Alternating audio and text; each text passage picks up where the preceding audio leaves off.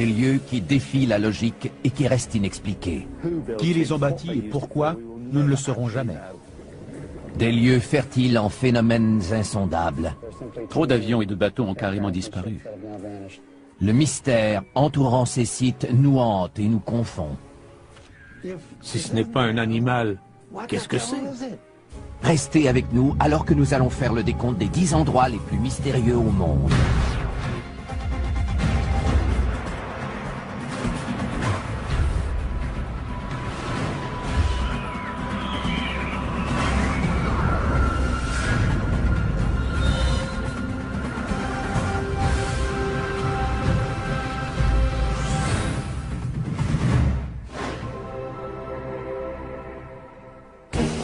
Ce sont des énigmes, des endroits mystérieux que ni le temps ni la science n'ont réussi à expliquer. Les légendes qui entourent ces endroits ont donné naissance à de bonnes histoires à raconter et nous mettent au défi de trouver une explication rationnelle. Des scientifiques et des passionnés consacrent leur vie à tenter de trouver une explication à ces phénomènes. En 10e position de notre décompte, les anciennes cavernes qui ont le pouvoir mystérieux de rendre insensibles à la douleur tous ceux qui ont la foi. Ils admirent ceux qui se piquent avec des aiguilles et qui ne saignent pas.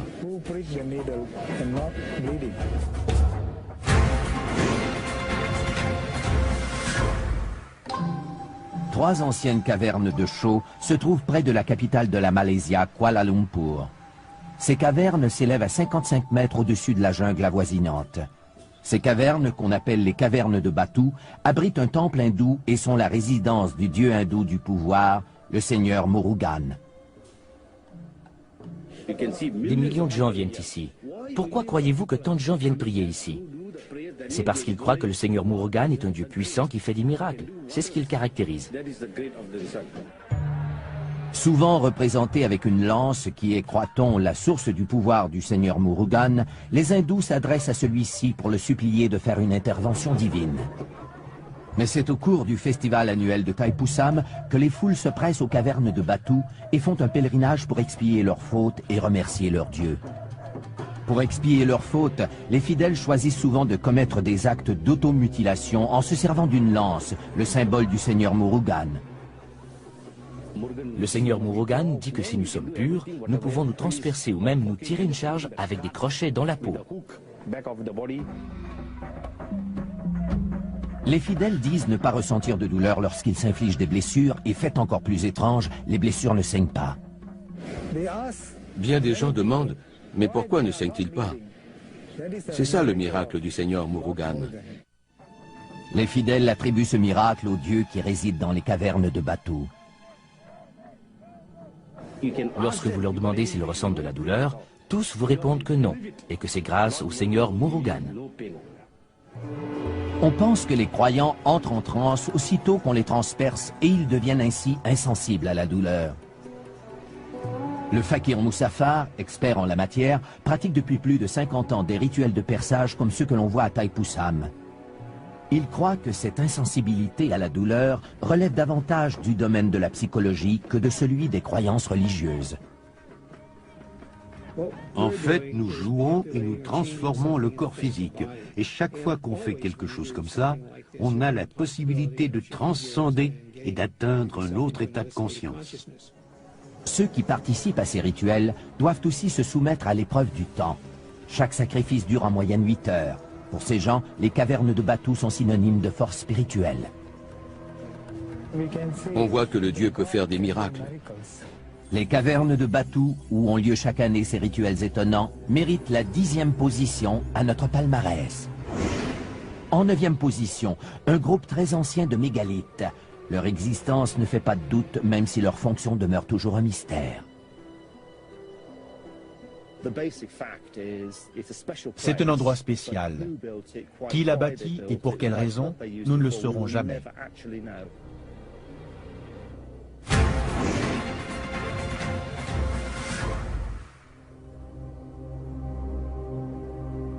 Une énigme très ancienne dont nous n'avons pas la clé. L'étrange groupe de piliers préhistoriques que l'on connaît sous le nom de Stonehenge se dresse, silencieux, dans la campagne anglaise depuis 3500 ans. On a dit qu'il provenait de l'espace, que c'était un calendrier solaire ou mathématique construit par les Égyptiens. Ce que l'on sait, c'est que ce projet gigantesque a débuté il y a plus de 5000 ans et qu'on en a mis 1500 à le compléter. Des générations s'y sont succédées et ont érigé ces pierres qui pèsent jusqu'à 35 tonnes. Les pierres ont été transportées par l'homme. Les plus grosses proviennent de Marlborough Downs, qui se trouve à 30 km au nord. Les plus petites, connues sous le nom de pierres bleues, proviennent du pays de Galles occidentale, à plus de 320 km d'ici. On ignore quelles routes ont été empruntées et comment les pierres ont été transportées jusqu'ici. Nous n'avons pas d'informations.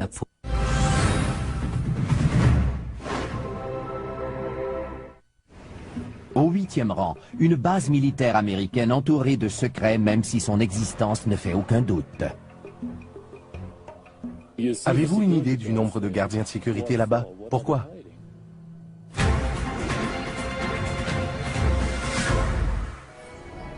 Dans le désert au nord de Las Vegas, existe un espace aérien militaire avec un accès limité de 1500 km².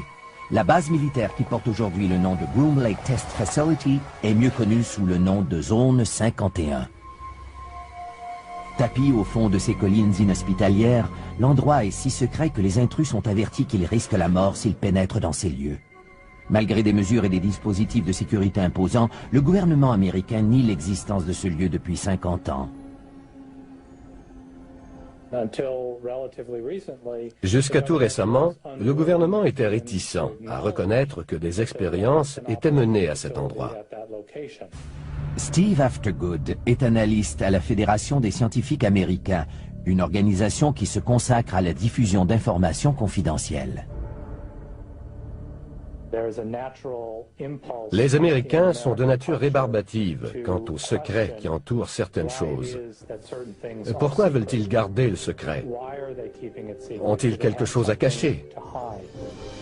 La Zone 51 doit sa réputation au mystère entourant un événement insolite qui s'est déroulé à Roswell, au Nouveau-Mexique. Le 8 juillet 1947, les militaires annoncent que les restes d'une soucoupe volante écrasée ont été récupérés. Quelques heures plus tard, la nouvelle est démentie. Ce qu'on pensait être une soucoupe volante était en fait un ballon météorologique. Le démenti du gouvernement est perçu comme une tentative d'étouffer l'affaire. L'affaire Roswell, à cette époque, a fait beaucoup de bruit. Selon moi, le scénario le plus plausible est que s'il y a vraiment eu un écrasement de soucoupe, je suis sûr qu'ils ont fait analyser les débris sur place à Groom Lake afin d'intégrer cette nouvelle technologie à nos connaissances en aérodynamique.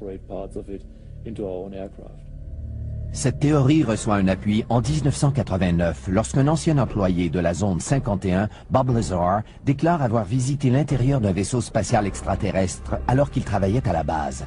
Ces dessins ont été faits pour illustrer son témoignage. C'est au cours de ma seconde visite que j'ai compris que cette épave était en fait un vaisseau extraterrestre. La boîte de Pandore est ouverte et provoque l'apparition d'une génération d'inconditionnels de la zone 51, comme Yor Garneau. Il y a là-bas une base dont le gouvernement s'entête à nier l'existence. Et en réalité, on n'en sait absolument rien. Malgré que la base soit entourée par plus de 35 000 hectares de terre appartenant à l'armée, les montagnes des alentours offrent une vue imprenable sur la base secrète.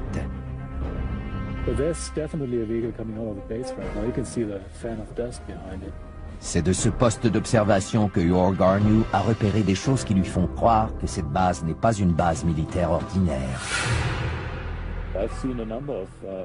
J'ai vu d'étranges lumières dans le ciel qui provenaient d'avions qui faisaient des manœuvres très inhabituelles. Un des avions que j'ai pu observer n'était qu'un fuselage, sans ailes. Yor Garneau n'est pas le seul à avoir aperçu des choses étranges.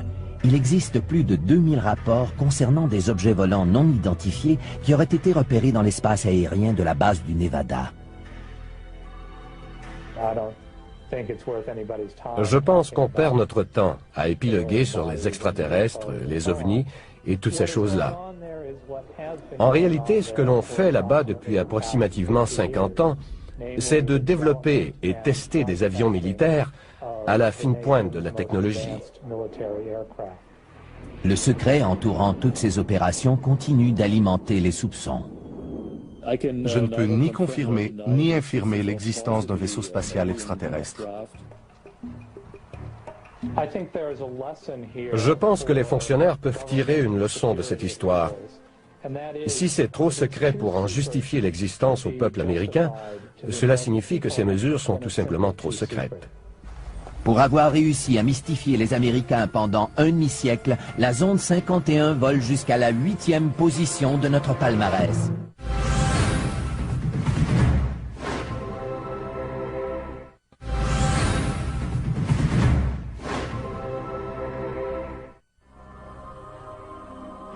C'est surnaturel, cela dépasse l'entendement.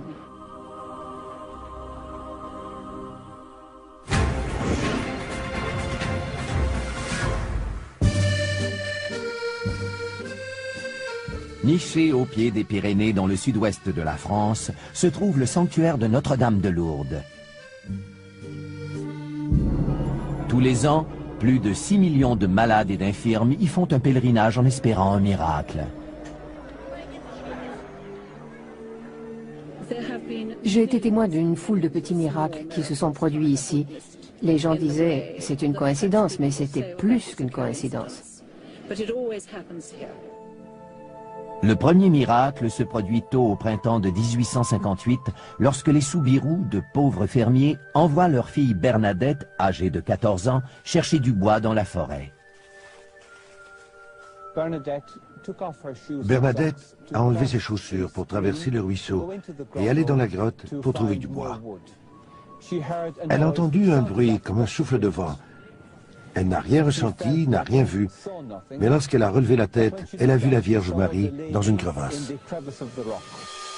Bernadette rapporte qu'au cours des 5 mois suivants, la mystérieuse dame de la grotte lui apparaît 17 fois. La dame demande à Bernadette de dire au prêtre de faire de ce lieu un lieu de recueillement et d'y construire une chapelle.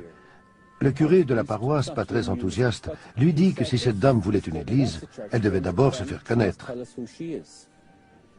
Bernadette retourne donc à la grotte et lorsque la dame lui apparaît, elle lui demande « Quel est votre nom ?»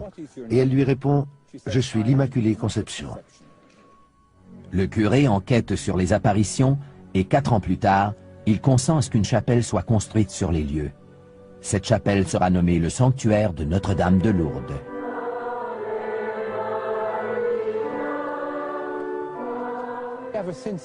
Depuis, chaque année, les gens viennent ici en pèlerinage. Ils se disent attirés par la grotte et affirment que c'est Notre-Dame qui les appelle. Des milliers de fidèles atteints de maladies incurables se sont dit miraculeusement guéris, mais seul un petit pourcentage de ces cas est considéré comme de vrais miracles. Depuis que Lourdes existe, 6500 personnes ont déclaré avoir été miraculeusement guéries. Toutefois, 66 cas seulement ont été officiellement reconnus par le Bureau international de médecine comme des guérisons miraculeuses. On pense que ces guérisons sont attribuables à l'eau de source qui coule tout près. Les gens vont à la source et y boivent. Ils s'aspergent et s'immergent dans cette eau miraculeuse dans l'espoir de guérir. Il y a environ 8 ans, on a découvert que je souffrais d'arthrite rhumatismale. Et il y a 3 ans, j'étais pratiquement invalide et on a dû opérer mes 2 genoux. Ce serait très agréable pour moi si la Vierge Marie entendait ma prière et faisait en sorte que je sois guérie. Nos prières ne sont pas toujours exaucées, mais cela arrive à quelques-uns d'entre nous et cela nous réconforte tous. Nous savons que Dieu entend nos prières. Des médecins croient que ces guérisons miraculeuses sont attribuables à l'effet placebo. Nous devons mettre un terme au mythe à propos de l'eau. L'eau n'est pas une cure. L'eau de Lourdes n'a pas de propriétés miraculeuses. Cette eau a été analysée par les plus grands laboratoires du monde.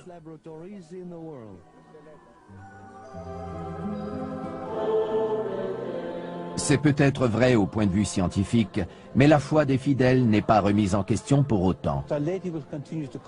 Notre-Dame continue à inciter les gens à venir ici en pèlerinage, à faire des processions. Je pense que les gens recherchent des expériences spirituelles. Et Lourdes est donc un endroit propice. Pour avoir su perpétuer la foi, le sanctuaire de Notre-Dame de Lourdes apparaît au 7e rang de notre palmarès. Notre prochaine destination est une ville où votre avenir est peut-être inscrit sur ses feuilles, vieilles de plus de 2000 ans. Les poils m'ont dressé sur le corps. Il y avait de l'électricité dans l'air.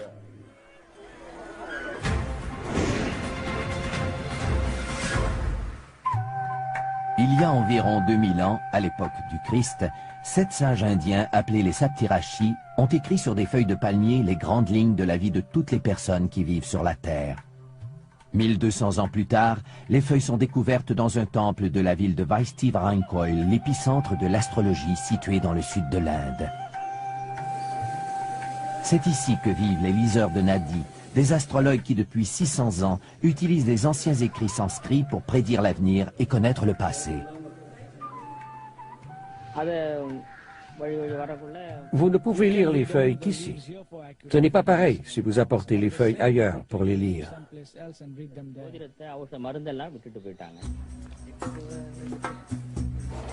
Chaque année, des milliers de gens se rendent dans la ville de Vaishti-Varankoil pour se faire lire la bonne aventure, mais seuls quelques heureux élus verront leur souhait exaucé. C'est écrit dans les feuilles de Nadi que seulement les gens choisis pourront se faire lire l'avenir. Ces choses-là sont décidées par une volonté supérieure. Si vous êtes du nombre, vous le saurez.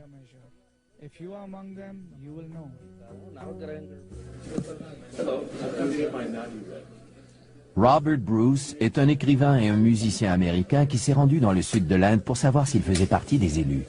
Se servant de l'empreinte du pouce de Bruce, les liseurs de Nadi consultent des millions de feuilles à la recherche de celle qui a été écrite pour lui il y a 2000 ans. Je viens ici avec un esprit ouvert. Si j'apprends quelque chose sur ma personne ou sur le monde qui m'entoure, je serai très heureux.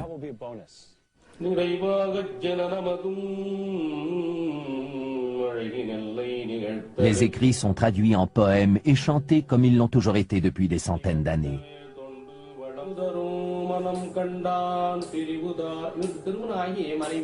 You got married but divorced your wife. Yeah. You got married and divorced. இயக்கங்கள். You are a music director by profession. That's right. Yeah. Phillips is your father name. Yes. Felix. Yeah. That's Phillips correct. That's correct. That's correct. Evelyn. You talking about my mother? Yeah. You got it. That's the Nadi man. That's it. You got it. Your age is 47. 47 running. 47. That's me. You are going to establish an educational institution related to music and use music as an instrument to heal the people by composing the new musical notes. And your face, just your face will become familiar to all almost. La lecture dure 1 heure. Ça a été une expérience extraordinaire. Ils m'ont dit le nom des membres de ma famille, m'ont parlé de mes intérêts qui tournent autour de l'argent. Ce qui m'a le plus renversé, ce sont leurs prédictions d'avenir. Apprendre que ces rêves se réaliseront est une chose terrifiante. Les feuilles parlent aussi de leur propre avenir. Les liseurs de Nadi ont lu dans les feuilles de palmier que d'ici 100 ans, toutes les feuilles vont devenir noires et ne pourront plus jamais être lues. En attendant ce jour fatidique, la ville de Vaishti-Varankoil demeure un endroit où des forces mystérieuses sont à l'œuvre. Je pense que l'on doit accepter l'expérience pour ce qu'elle est, sans la faire passer à travers nos filtres rationnels. Pour avoir dévoilé le scénario secret de la vie des gens, la ville indienne de Vaishti-Varankoil se hisse à la 6e position de notre palmarès.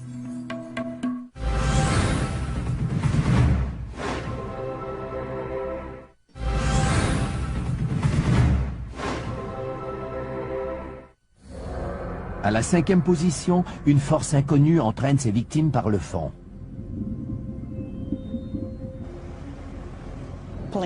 Les avions ont disparu sans laisser de traces dans cette région. Personne ne sait pourquoi.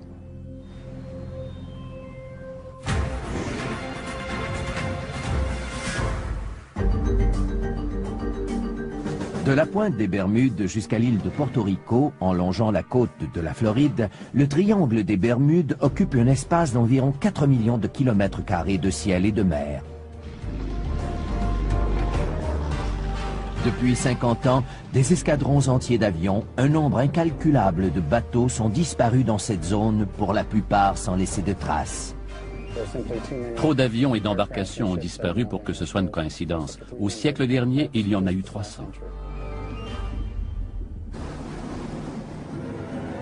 L'endroit, connu sous le nom de Triangle du Diable, attire la première fois l'attention du monde à l'hiver 1945, alors que l'escadron 19 disparaît corps et biens. Le vol 19 était un escadron de 5 bombardiers Avenger Torpedo. Ils se sont complètement perdus après que le commandant d'escadre ait signalé que la boussole fonctionnait mal. On ne les a plus jamais revus. Un avion de sauvetage a été dépêché sur les lieux et il a lui-même disparu avec ses 13 membres d'équipage. Malgré le nombre imposant d'opérations de sauvetage dans la région, 2000 par année, la garde côtière ne reconnaît pas officiellement le triangle des Bermudes comme une zone géographiquement dangereuse pour les avions et les bateaux.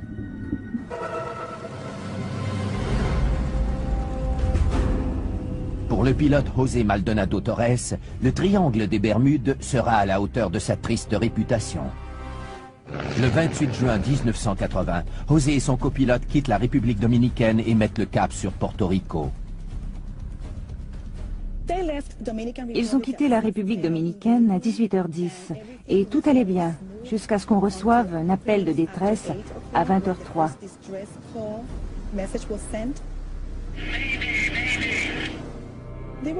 Ils essayaient d'entrer en contact avec la tour de contrôle de Porto Rico. Ils ont seulement réussi à entrer en communication avec un appareil de la flotte Iberia, le vol 976, qui volait vers l'Espagne en provenance de Saint-Domingue.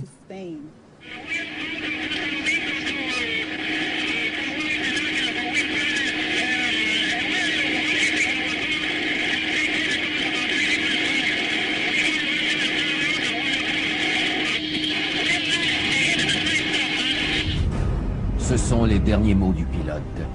Quelques minutes plus tard, l'avion disparaît sans laisser de traces. Malgré les recherches actives de la garde côtière et de la famille Torres, aucun corps ni débris d'avion ne sera jamais retrouvé. Le pilote Torres a eu le mérite de nous apprendre quelque chose sur ce qui a causé la disparition de son appareil. Le pilote nous indique qu'un objet semblait traquer son avion. Au fil des années, plusieurs hypothèses ont été émises. Les disparitions seraient dues à des ovnis, à des explosions de méthane dégagées par le plancher océanique, explosions qui peuvent déplacer assez d'eau pour couler un bateau, ou encore à des courants marins bizarres. Aucune théorie ne peut expliquer de façon satisfaisante le phénomène du triangle des Bermudes. Il y a trop de cas différents, il y a trop de scénarios différents. On ne peut pas trouver une réponse unique pour tous ces cas. Pour son appétit insatiable d'avions, de bateaux et d'embarcations de toutes sortes, le triangle des Bermudes accède au numéro 5 de notre palmarès. Notre prochaine destination, un réseau de tunnels remplis d'ossements humains qui, mis bout à bout, font 300 km. Les gens ont une curiosité morbide.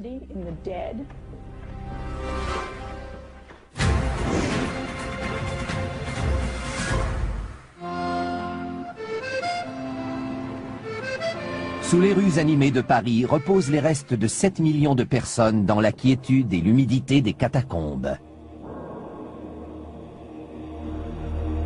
Une sépulture connue sous le nom de l'Empire de la Mort. Les catacombes sont un endroit sombre et souterrain où l'on retrouve les ossements de gens pauvres et anonymes. Les personnes ensevelies dans les catacombes étaient de petites gens sans grande identité ou importance sociale. Pendant 10 siècles, le cimetière parisien des Innocents abrite les dépouilles mortelles des 20 paroisses de Paris. Au XVIIIe siècle, le cimetière est devenu tellement encombré qu'une dénivellation de 2,5 mètres existe entre le terrain du cimetière et la rue. Pour des raisons sanitaires évidentes, on a dû procéder à un grand nettoyage de ce charnier qui bordait les halles de Paris. Un labyrinthe d'anciennes carrières de chaux existe sous la ville et au printemps de 1786, la ronde macabre des squelettes commence. Au début, ils se contentaient de jeter les ossements pêle-mêle dans ces énormes tunnels. Puis, au XIXe siècle, ils décident d'y aller avec plus de méthode. On ignore donc combien de squelettes ont été ainsi déplacés, et si de nouveaux ossements ou de nouveaux cadavres ont été ensevelis dans les catacombes. Dès le début, les gens montrent de l'engouement pour cette fosse commune. Les visites des catacombes ont commencé presque immédiatement après le transfert des ossements au début du XIXe siècle. Les gens ont une fascination morbide pour la mort. Ils aiment entrer dans les lieux sombres et souterrains, surtout parce qu'ils savent qu'ils pourront en ressortir. Aujourd'hui, la ville de Paris permet aux intéressés de visiter les premiers kilomètres de tunnels qui forment les catacombes. Le reste, près de 290 kilomètres, demeure inexploré et interdit. Pour sa part, le Parisien Ulrich Le Flour ne s'intéresse qu'à la portion interdite des catacombes.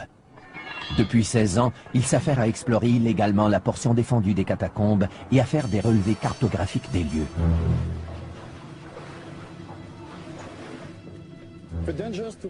Les dangers qui guettent un amateur de catacombes sont nombreux. Le premier est d'être pincé par la police et le second d'être tué par un éboulis lorsque nous creusons pour élargir un tunnel.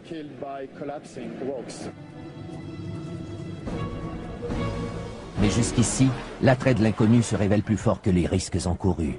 Des amateurs de plus en plus nombreux, évalués à plus de 1000, estiment que leur devoir est d'explorer et de protéger les catacombes pour les générations futures. C'est notre but. En faisant ce que nous faisons, nous cherchons à nous assurer que ces lieux seront davantage protégés qu'ils ne le sont aujourd'hui. Dans les catacombes, il existe des endroits qui restent inexplorés, qui sont en dehors du circuit touristique. L'histoire nous a toujours confrontés à des mystères inhabituels et non résolus. Si des gens passent plus de temps dans les catacombes, ils peuvent trouver de nouvelles façons de réfléchir sur la relation des vivants avec la mort, au XIXe siècle et même de nos jours. En tant qu'extraordinaire sanctuaire de la mort, les catacombes se feraient un passage jusqu'à la 4e position de notre palmarès.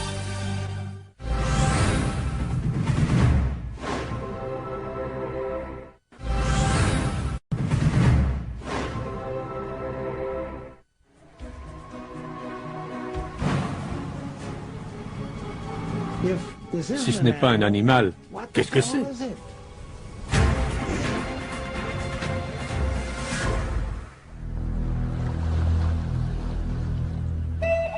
Au cœur des montagnes d'Écosse, on retrouve un plan d'eau qui s'étend sur une distance de 38 km et qui recouvre une faille sismique d'une profondeur de 250 mètres. Ce plan d'eau s'appelle le Loch Ness. C'est l'endroit idéal où peuvent se cacher des créatures monstrueuses.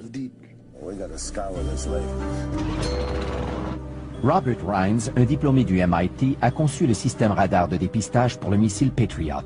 Plus tard, ses inventions dans le domaine des sonars ont été utilisées pour localiser le Titanic. Sa véritable passion en est une que la plupart des scientifiques considèrent comme farfelue, la chasse aux monstres du Loch Ness.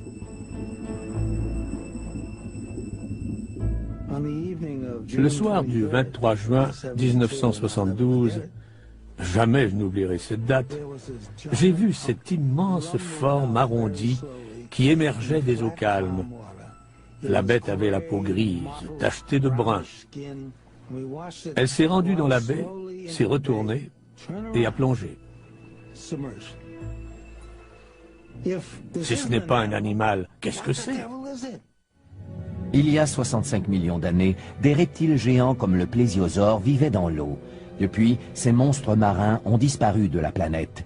Mais est-ce bien sûr? Il y a 17 000 ans, le Loch Ness était un immense cube de glace. Si les plésiosaures y habitent aujourd'hui, ils auraient dû contourner les icebergs pour y accéder. Et toutes les recherches scientifiques n'ont rien trouvé. Pas une seule carcasse, ni poils, ni os, rien. Quant aux photos, aucune ne fait l'unanimité.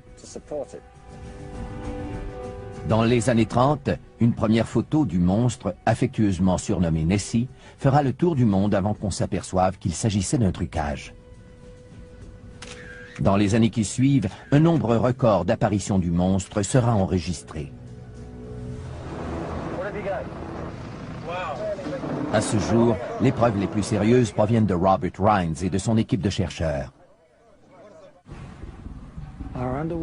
Nos caméras automatiques sous-marines sont programmées pour prendre des photos à intervalles réguliers. Nous les avons installées dans la baie où nous avions aperçu la silhouette. Sur l'une d'entre elles, on a vu ce qui m'apparaît incontestable, soit le ventre d'un animal à long cou.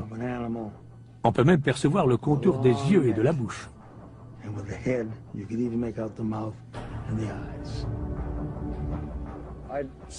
Je dirais que le grand coupable dans toute cette affaire, c'est l'eau trouble du Loch Ness.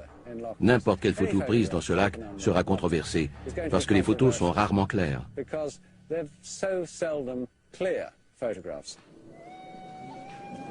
Adrian Shine, un naturaliste de la région, sillonne ces eaux mystérieuses depuis presque aussi longtemps que Robert Rines. Il a trouvé une explication rationnelle à presque toutes les apparitions du monstre, qui se chiffrent aujourd'hui à plus de 1000.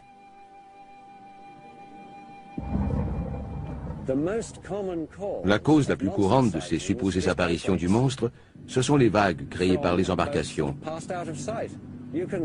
À la surface du Loch Ness, on voit apparaître de grosses bosses que certaines personnes, beaucoup de gens en fait, confondent avec le dos du monstre.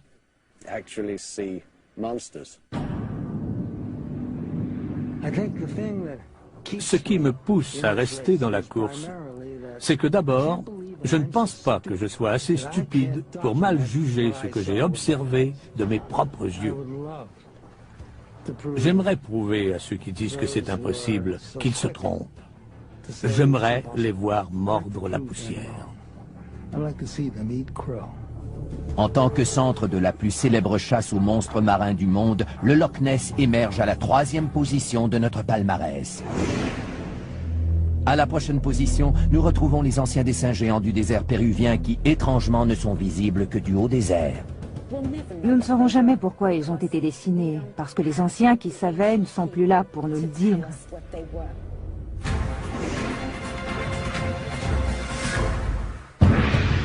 Dans la vallée, au creux des Andes, on peut apercevoir d'immenses dessins d'animaux et des motifs géométriques gravés au sol. Ces dessins, longs de près de 2 km, ont été créés par le peuple Nazca il y a plus de 2000 ans.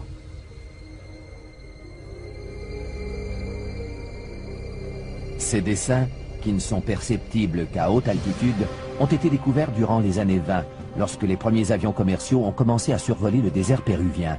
Depuis ce premier jour, le monde se questionne sur le sens et le but de ces dessins. Il existe une foule de théories concernant les lignes de Nazca qui vont des plus sensées aux plus farfelues. Certains croient qu'elles auraient été faites par des extraterrestres. Ce sont les mêmes qui disent qu'elles pointent vers les étoiles, que les lignes de Nazca, ces géoglyphes géants, sont le plus grand livre d'astronomie du monde.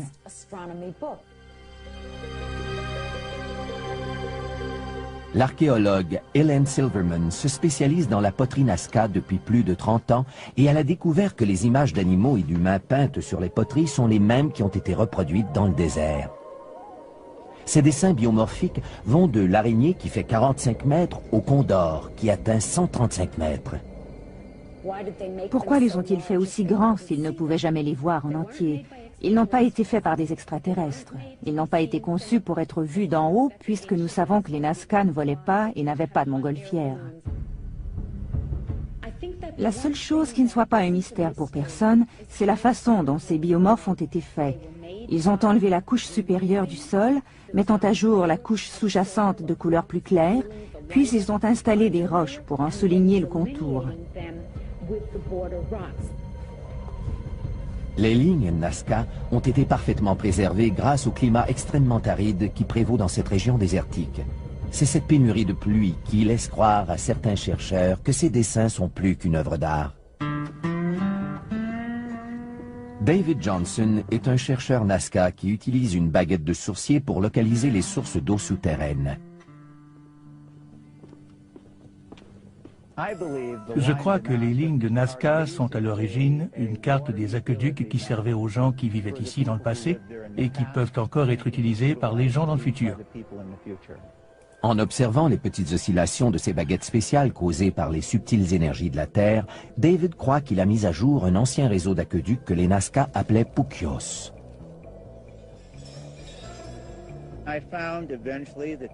J'ai constaté que les trapézoïdes sont localisés exactement au-dessus de l'endroit où l'eau se concentre dans la couche aquifère. Les triangles, localisés tout près ou sur les trapézoïdes, marquent l'endroit précis où se trouve la faille. J'imagine que les spirales indiquent les courbes et les virages de l'eau qui circulent dans la vallée. La théorie de Johnson, qui veut que les lignes soient une carte de réseau d'aqueducs, n'explique pas les 70 dessins de plantes et d'animaux disséminés à travers la vallée. Les lignes de Nazca resteront toujours une énigme. Pourquoi cette échelle, cette dimension, toute cette magnificence, et dans quel but précis ont-elles été tracées? Pour avoir converti le sol aride du désert en galerie d'art ancien, les lignes de Nazca sont à jamais gravées à la 2e position de notre palmarès.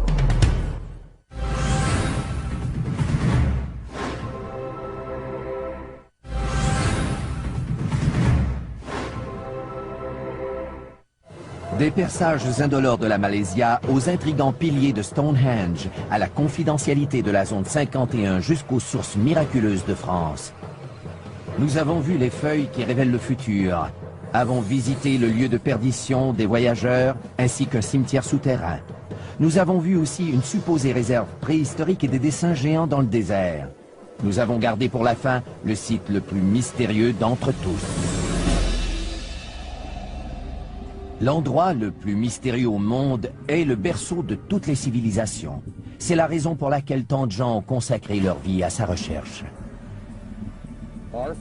Nos découvertes peuvent changer la façon d'écrire l'histoire.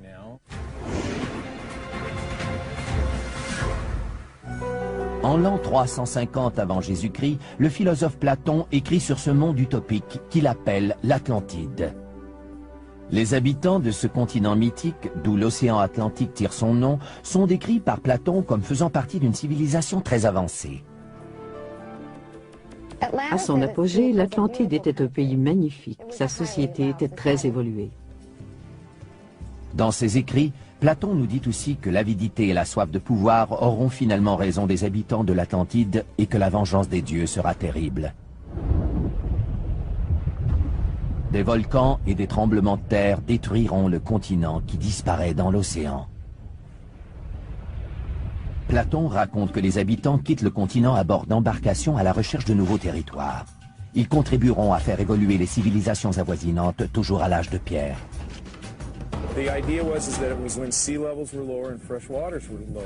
Le célèbre archéologue marin Michael Fort accompagne ses étudiants dans le golfe du Mexique à la recherche d'artefacts pouvant confirmer la migration des habitants de l'Atlantide.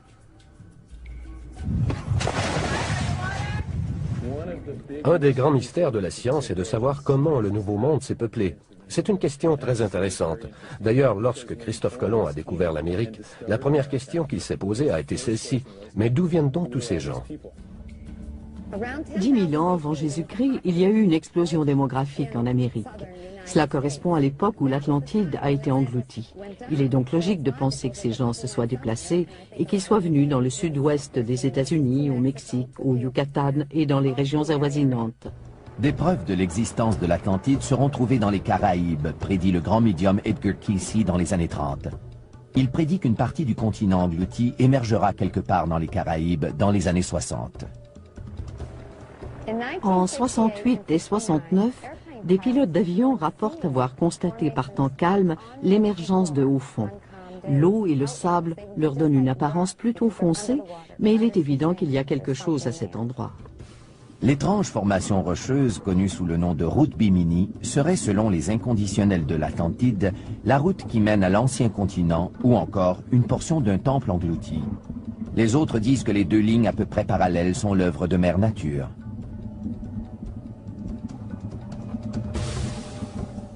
Ce sont des roches carrées qui ressemblent à des pierres taillées. Quelques-unes sont assez volumineuses et ont la forme d'un J. Pour ma part, je dirais qu'elles semblent avoir été taillées par l'homme avant que cette région ne soit engloutie il y a 10 000 ans. À 1500 km de Bimini, dans le golfe du Mexique, d'autres preuves sont peut-être en train d'être remontées à la surface. Michael Fort et ses étudiants ont découvert plus de 2500 artefacts qui, croient-ils, appartiennent à des embarcations de colonisateurs qui se sont implantés en Amérique du Nord en provenance d'endroits comme les Caraïbes.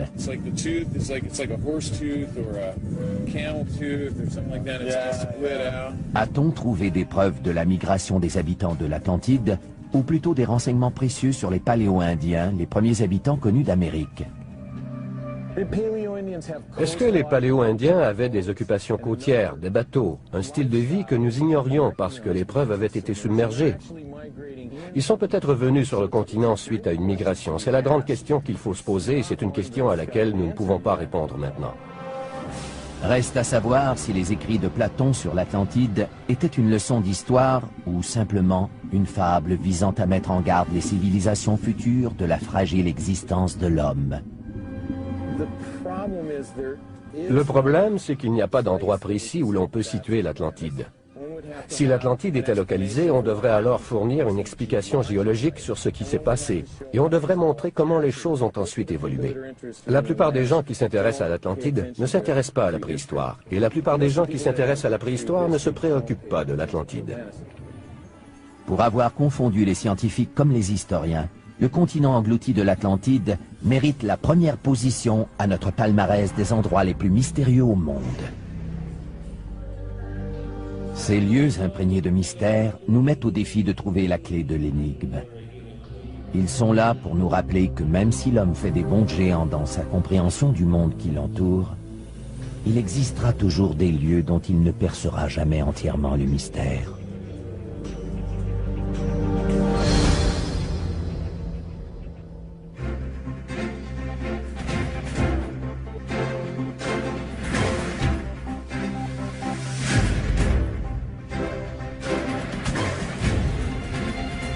Ce sont des roches carrées qui ressemblent à des pierres taillées.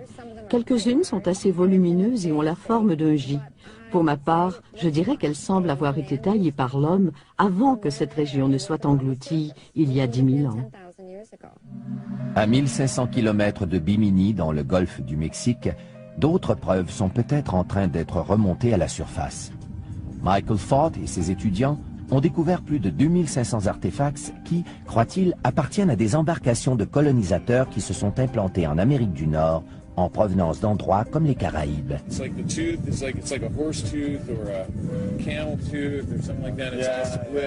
A-t-on trouvé des preuves de la migration des habitants de l'Atlantide, ou plutôt des renseignements précieux sur les Paléo-Indiens, les premiers habitants connus d'Amérique?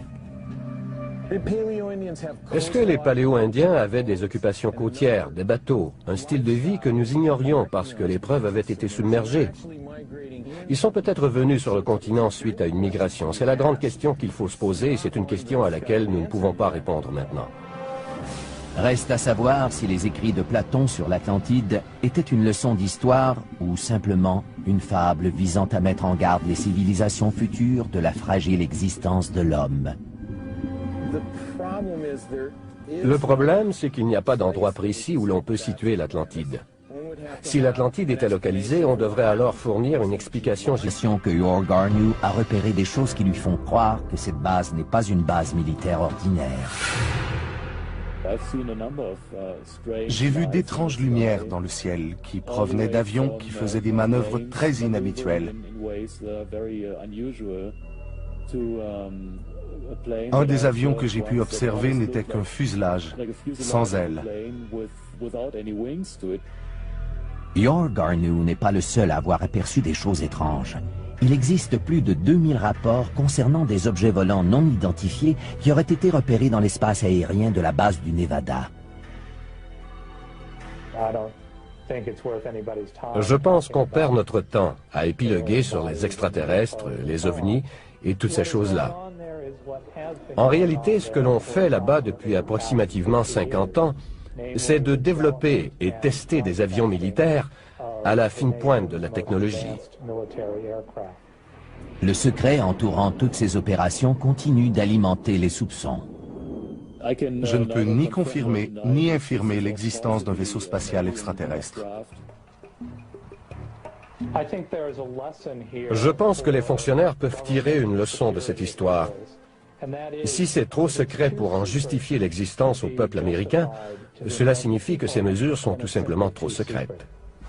Pour avoir réussi à mystifier les Américains pendant il y a environ 2000 ans, à l'époque du Christ, 7 sages indiens appelés les Saptirashi ont écrit sur des feuilles de palmier les grandes lignes de la vie de toutes les personnes qui vivent sur la Terre.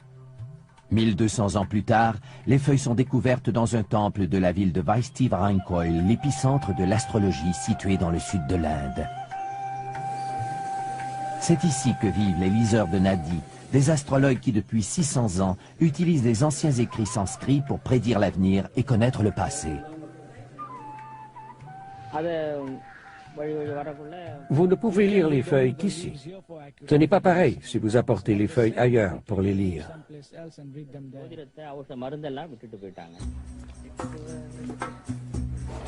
Chaque année, des milliers de gens se rendent dans la ville de Vaistivarainkoil pour se faire lire la bonne aventure, mais seuls quelques heureux élus verront leurs souhaits exaucés. C'est écrit dans les feuilles de Nadi que seulement les gens choisis pourront se faire lire l'avenir. Ces choses-là sont décidées par une volonté supérieure. Si vous êtes du nombre, vous le saurez.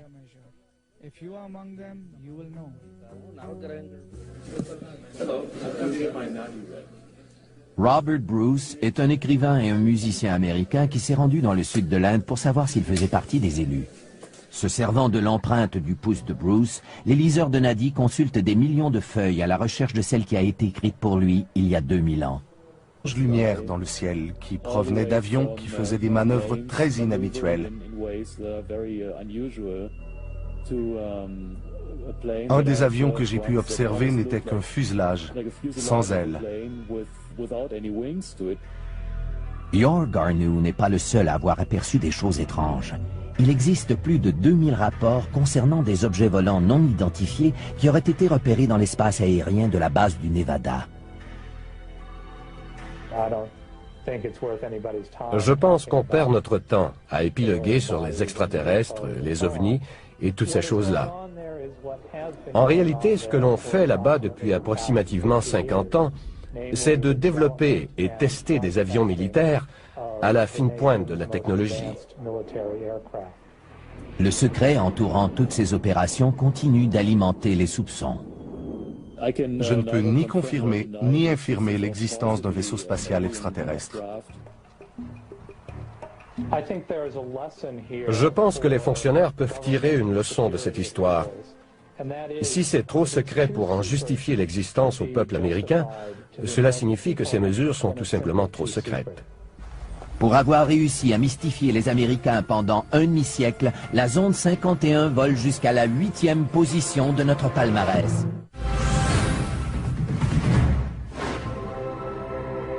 Et on a dû opérer mes 2 genoux. Ce serait très agréable pour moi si la Vierge Marie entendait ma prière et faisait en sorte que je sois guérie.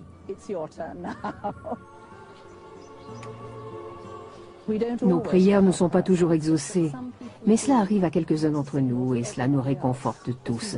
Nous savons que Dieu entend nos prières. Des médecins croient que ces guérisons miraculeuses sont attribuables à l'effet placebo. Nous devons mettre un terme au mythe à propos de l'eau. L'eau n'est pas une cure. L'eau de Lourdes n'a pas de propriétés miraculeuses. Cette eau a été analysée par les plus grands laboratoires du monde.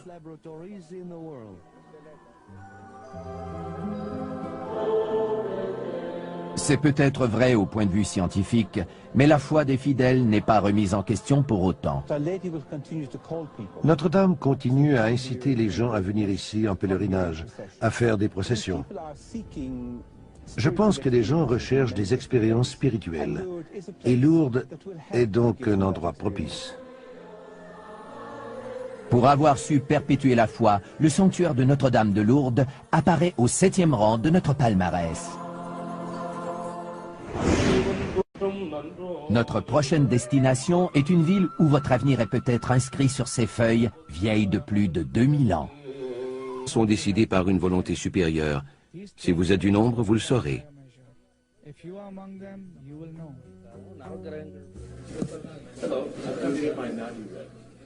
Robert Bruce est un écrivain et un musicien américain qui s'est rendu dans le sud de l'Inde pour savoir s'il faisait partie des élus.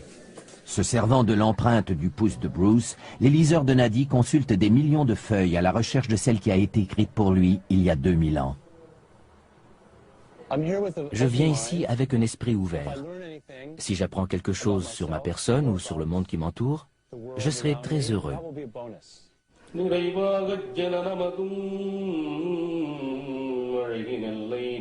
Les écrits sont traduits en poèmes et chantés comme ils l'ont toujours été depuis des centaines d'années.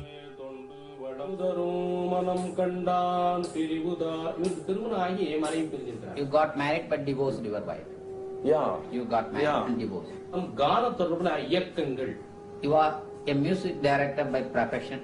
That's right. Yeah. Phillips is your father name. Yes. Felix, yeah, that's Felix correct. is the That's correct. That's correct. Evelyn. You talk about my mother? Yeah. You got it. That's the Nadi man. That's it. You got Your it. age is 47. 47 running. 47. That's me. You are going to establish. Paraît incontestable, soit le ventre d'un animal à long cou. On peut même percevoir le contour des yeux et de la bouche.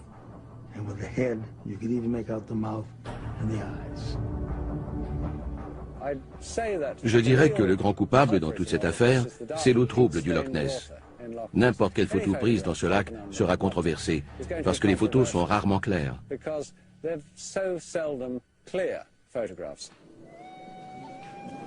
Adrian Shine, un naturaliste de la région, sillonne ces eaux mystérieuses depuis presque aussi longtemps que Robert Rines. Il a trouvé une explication rationnelle à presque toutes les apparitions du monstre, qui se chiffrent aujourd'hui à plus de 1000.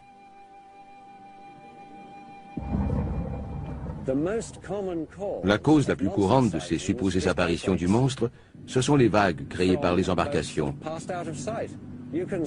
À la surface du Loch Ness, on voit apparaître de grosses bosses que certaines personnes, beaucoup de gens en fait, confondent avec le dos du monstre.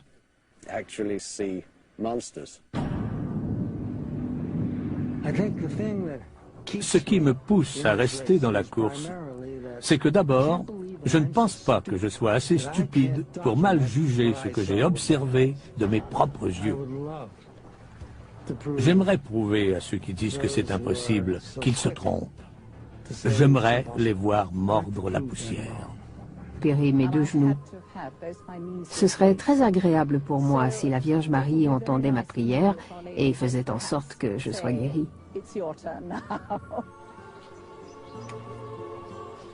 Nos prières ne sont pas toujours exaucées, mais cela arrive à quelques-uns d'entre nous et cela nous réconforte tous. Nous savons que Dieu entend nos prières. Des médecins croient que ces guérisons miraculeuses sont attribuables à l'effet placebo. Nous devons mettre un terme au mythe à propos de l'eau. L'eau n'est pas une cure.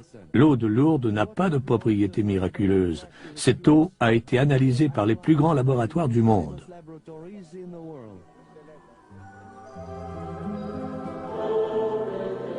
C'est peut-être vrai au point de vue scientifique, mais la foi des fidèles n'est pas remise en question pour autant.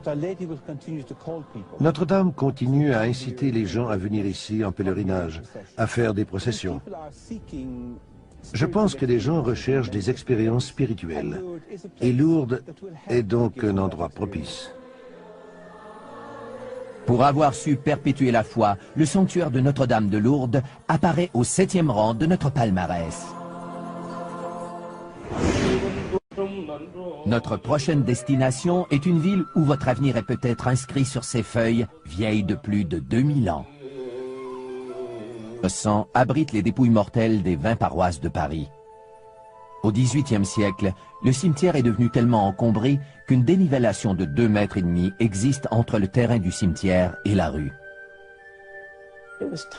Pour des raisons sanitaires évidentes, on a dû procéder à un grand nettoyage de ce charnier qui bordait les halles de Paris. Un labyrinthe d'anciennes carrières de chaux existe sous la ville et au printemps de 1786, la ronde macabre des squelettes commence. Au début, ils se contentaient de jeter les ossements pêle-mêle dans ces énormes tunnels. Puis, au XIXe siècle, ils décident d'y aller avec plus de méthode.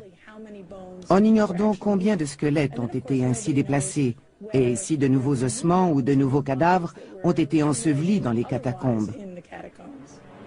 Dès le début, les gens montrent de l'engouement pour cette fosse commune.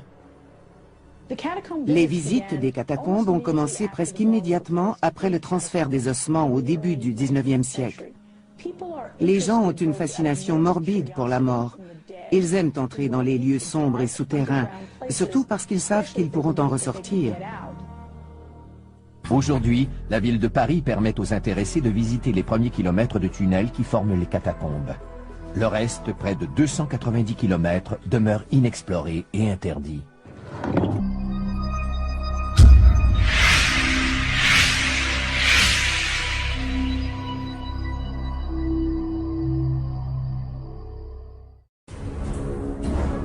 Des lieux qui défient la logique et qui restent inexpliqués. Qui les ont bâtis et pourquoi, nous ne le saurons jamais. Des lieux fertiles en phénomènes insondables. Trop d'avions et de bateaux ont carrément disparu.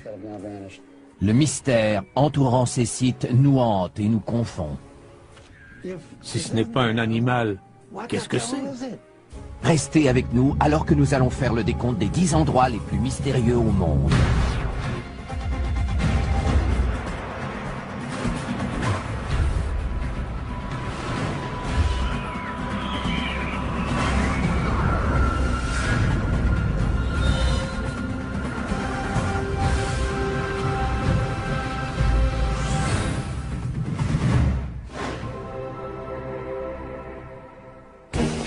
Ce sont des énigmes, des endroits mystérieux que ni le temps ni la science n'ont réussi à expliquer.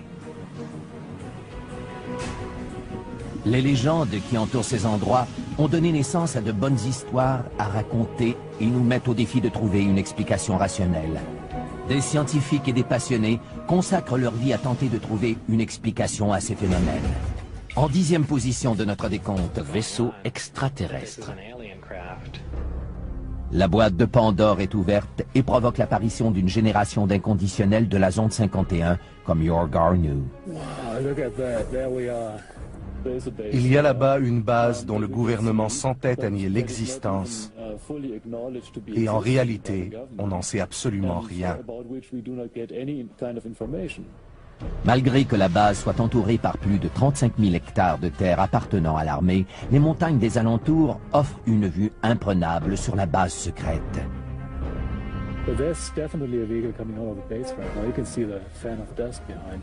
C'est de ce poste d'observation que Yorgarnu a repéré des choses qui lui font croire que cette base n'est pas une base militaire ordinaire. J'ai vu d'étranges lumières dans le ciel qui provenaient d'avions qui faisaient des manœuvres très inhabituelles. Un des avions que j'ai pu observer n'était qu'un fuselage, sans ailes. Yorgarnu n'est pas le seul à avoir aperçu des choses étranges. Il existe plus de 2000 rapports concernant des objets volants non identifiés qui auraient été repérés dans l'espace aérien de la base du Nevada. Je pense qu'on perd notre temps à épiloguer sur les extraterrestres, les ovnis et toutes ces choses-là. Qui ressemblent à des pierres taillées. Quelques-unes sont assez volumineuses et ont la forme d'un J. Pour ma part, je dirais qu'elles semblent avoir été taillées par l'homme avant que cette région ne soit engloutie il y a 10 000 ans. À 1500 km de Bimini, dans le golfe du Mexique, d'autres preuves sont peut-être en train d'être remontées à la surface.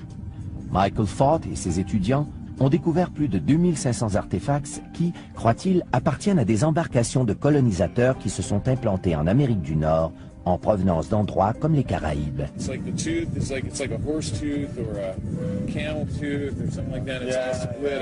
A-t-on trouvé des preuves de la migration des habitants de l'Atlantide, ou plutôt des renseignements précieux sur les Paléo-Indiens, les premiers habitants connus d'Amérique? Est-ce que les Paléo-Indiens avaient des occupations côtières, des bateaux, un style de vie que nous ignorions parce que les preuves avaient été submergées? Ils sont peut-être venus sur le continent suite à une migration. C'est la grande question qu'il faut se poser et c'est une question à laquelle nous ne pouvons pas répondre maintenant. Reste à savoir si les écrits de Platon sur l'Atlantide étaient une leçon d'histoire ou simplement une fable visant à mettre en garde les civilisations futures de la fragile existence de l'homme. Le problème, c'est qu'il n'y a pas d'endroit précis où l'on peut situer l'Atlantide. Si l'Atlantide était localisée, on devrait alors fournir une explication géologique sur ce qui